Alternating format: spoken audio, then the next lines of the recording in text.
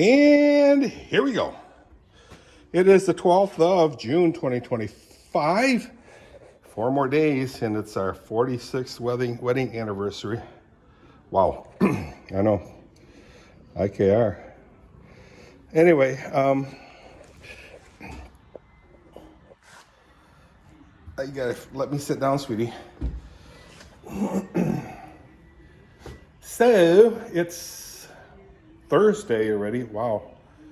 I just cleaned the stalls. I got the buckets upside down. I drained all the water out of them so that, it started to ferment, because what they'll do is they'll eat their grain and their sweet mix and then drop some of them into the bottom of the bucket.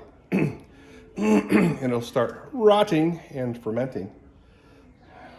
Who likes that? Not me. I don't think the horses do either, because they'll leave quite a bit of water in there. So I flush them out. I don't scrub them. I just put them upside down. They'll totally dry out, and then I'll put all new water in there. And what do they say? The solution to pollution is dilution. I got that from Walter ten Haaf back in the 70s. I visited Willie and Ann in Chatham or Burlington. I can't remember where, but they had a little sticker on their refrigerator that says solution to pollution is dilution. And you know what, I gotta check these horses, see if they're getting awful close to the fences over there. And I'll actually walk outside. I'm taking a break right now, guys. And they had that saying that I want to say either he or one of his teachers wrote down and stuck it on their refrigerator. The solution to pollution is dilution. Now, it's yes and no, because sometimes you don't just dilute it and spread it around, but you actually chemically break down the properties of the pollution. Don't ask me to give you any examples, but just use your head. I remember at Keeler Brass, where I used to work, my original job was to work as a lab technician, and the biggest job of the laboratory is to break down and treat waste treatment, basically, from the plating systems, which they use a lot of acids and other compounds, such as, I don't know, chrome, nickel, copper, ions or whatever solutions to electric plate their stuff. And then as they she's getting awful close to the edge. I know the fence is working out there, so I shouldn't have to worry about it, but you just never know. She just grabbed a whole bunch of really long weeds, and the only way to get that is very, very, you guys can't see it, very close to the fence. So hopefully she'll get zapped, the baby horse, and stay away from the fence. But anyway, so I thought that was kind of interesting. The solution to pollution is dilution. So with this particular thing, it is dilution. Basically, I flush out all the nasty water and put in clean water, which dilutes the impurities, which isn't harmful health-wise. It's just slows down the fermenting process of the stuff that's in there, and keeps the water kind of neat, good, healthy. And that's something that Nomadic Fanatic, what's his name, Eric Jacob does. So what he'll do is he's got a big water tank in his camper and his bus camper. Well, I'm sure he'll have it in his bus camper too. And what he'll do is he will keep adding new water, filtered water, into that tank, and it keeps the water sufficiently diluted of its nastiness, I guess. I don't know. He's healthy. I mean, he ain't hurting in the physical sense, you know. He's not skinny and dying, if you will. He looks very healthy.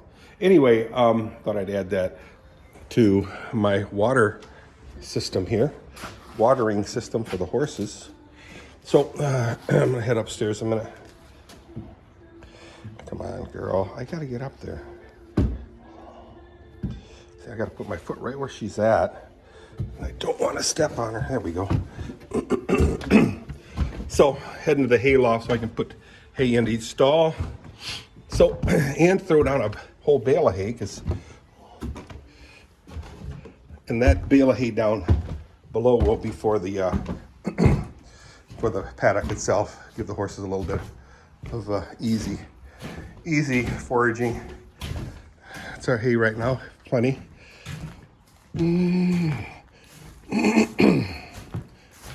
So hope you guys are having a good time. It's a beautiful day in this neck of the woods. Tommy from River Sticks, how you doing?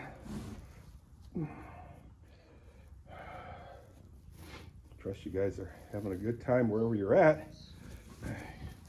Tommy's doing the trifecta of, oh, I gotta fix this.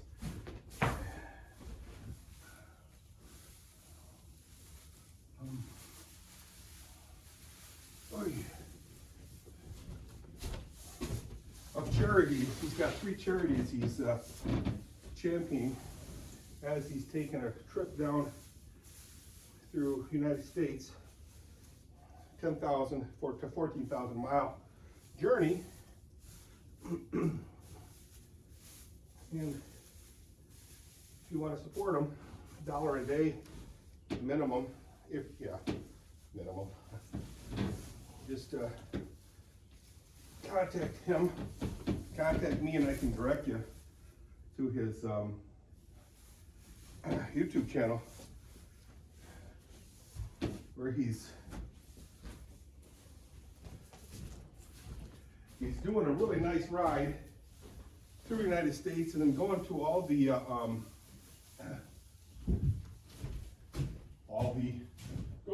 he'll stop by interesting places, you know, points of interest, if you will. And it helps them because it costs money to go into some of them, sometimes $80. So if he gets a little donation here and there, that's helpful for him to offset that cost. No, he's not begging for money. He's just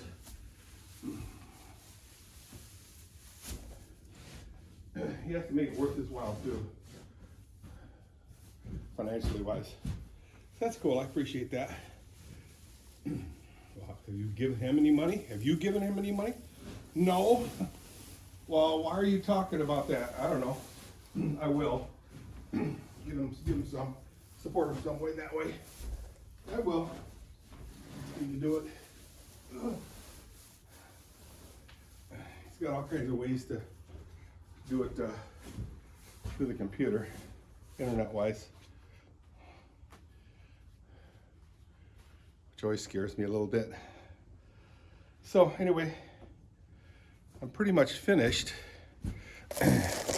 Not pretty much, I am finished.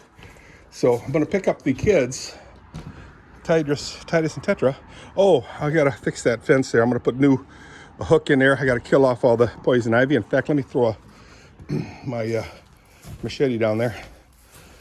Oh shoot, I forgot to throw a bale of hay down. Oh shoot, left-handed throw, guys. There's some machete. Let me throw a bale of hay down. Excuse me. I'll bring you downstairs and show you where it went and where it's going, where it's being stored. Put my gloves on. Give me a minute.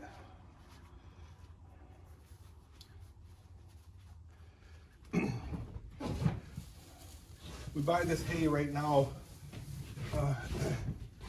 from Whalen Auction. And auctions don't usually give away sell their best hay. I get it. Totally understandable. There's the bale right there. All right, let's walk down those stairs. So there's a nice challenge. Woohoo. What a doll. He's a really nice cat. So, right leg first.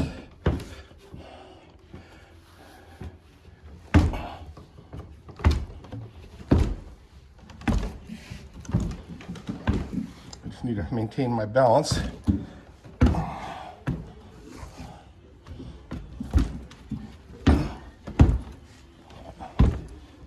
Not bad, Dirk. Proud of myself. So let me move my bale of hay into position, and then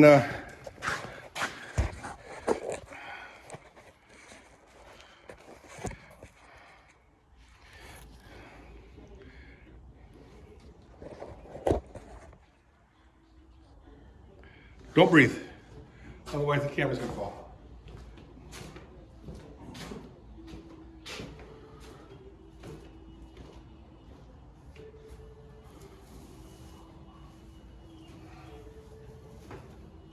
Set the bale right here. Oh, got the machete here.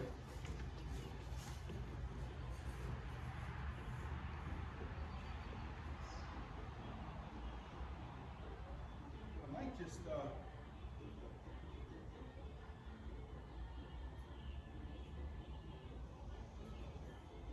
watching the baby horse nibbling, grazing very close to that fence.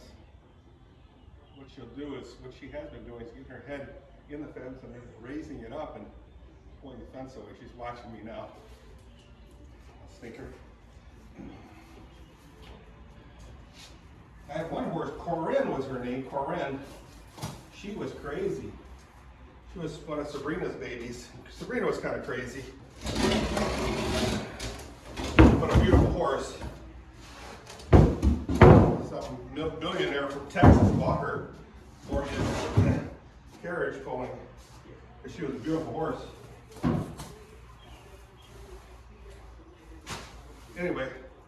Anyhow, as Dee would say,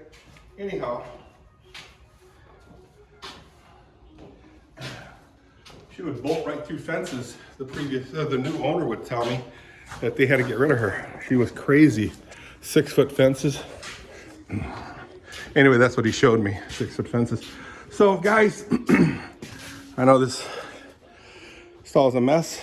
I gotta pressure wash that motorcycle. Edwin Coke, pick up the pressure washer and let me know how it goes. And I'm gonna say one rule is make sure you store it correctly for one, so it doesn't get stolen. Only use RV fuel. And you can buy RV fuel for sure. Where I get it from is from the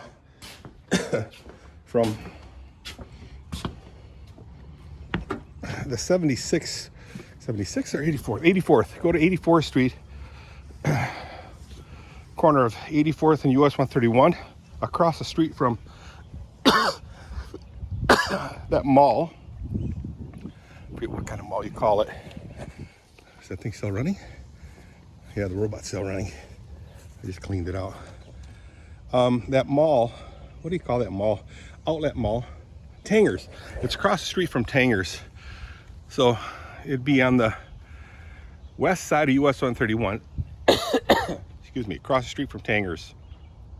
There's a gas station, I forget the name of it. Could be Citgo, could be Marathon, could be Texaco, could be Golf. Excuse me. And one of their pumps where you pull your car into, center pumps, has got RV gas. So no. Yeah, I hear you kidding. There's like a bird in that water bird bath. There she goes. Anyway, Assuming the gender, well, it's a female. Not assuming. So, yeah, make sure you get that gas. And then bring it home to Papa.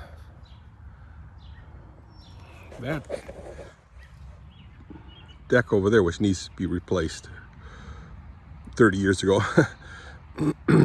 is kind of tilting towards the house. That's crazy.